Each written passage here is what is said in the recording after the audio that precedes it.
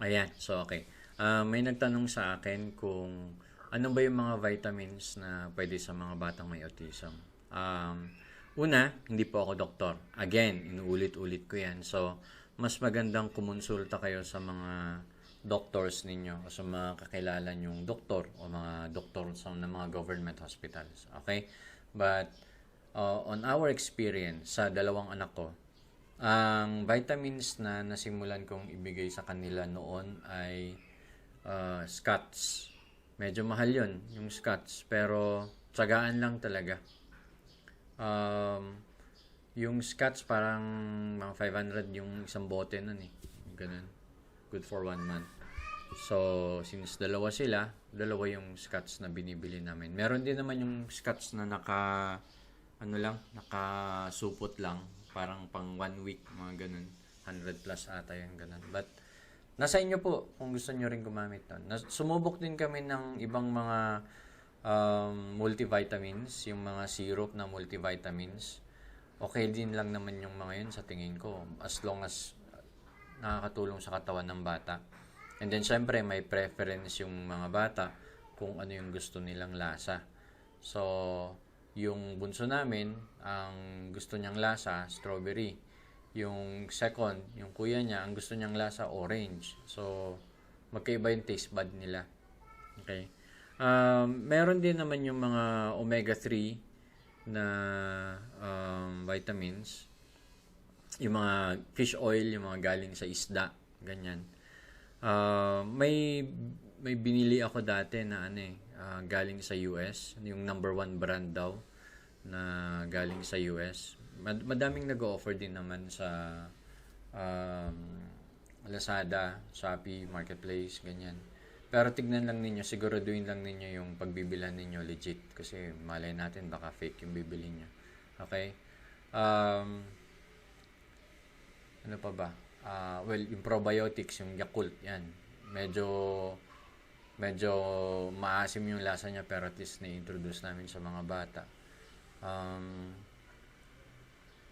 so far yun eh. Yun actually yung mga vitamins ng mga bata. Basta laging may Scots, tapos may omega-3.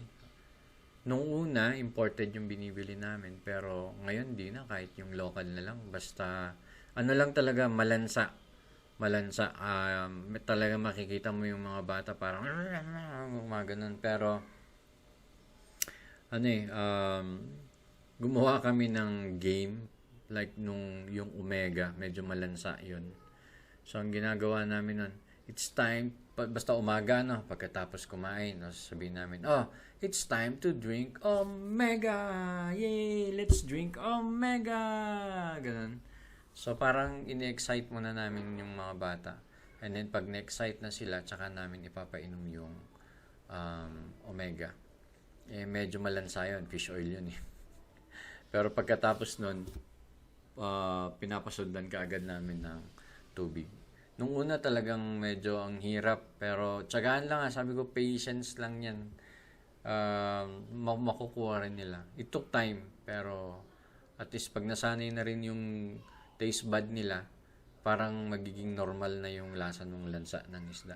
Ngayon, para saan ba daw yun, yung fish oil? Madami kasing researches ang nagsasabi na it helps develop the brain, lalo na yung mga batang may autism. Kaya, alam niyan, subukan natin. Di ba? Wala namang mawawala kung hindi natin susubukan. Siyempre, may mga areas na mahirap makahanap nun. Like, for example, nasa bundok po kami ng Pilipinas. Bulubunduking area. Medyo mahal sa amin yung mga ganun. Kasi nga, malayo yung source.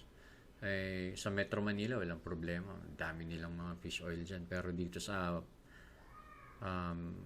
kabundukang area, medyo mahirap maghanap ng maganda-gandang source or quality or talagang legit na fish oil. Pero syempre, nothing beats yung talagang ng isda.